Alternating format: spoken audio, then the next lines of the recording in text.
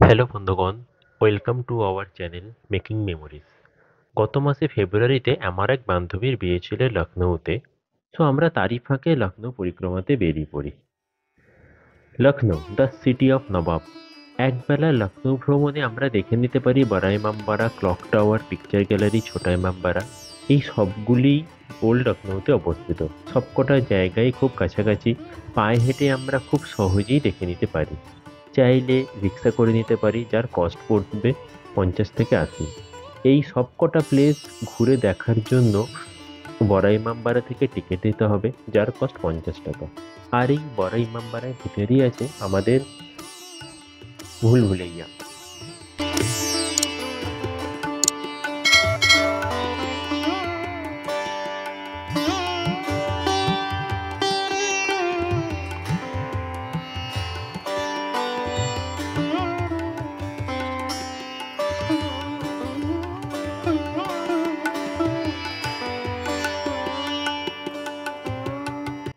সমস্ত কিছু দেখার পর দিনের শেষে আমরা দেখতে চলে এলাম গোমতী নদীর তীরে অবস্থিত আম্বেদকর পার্ক।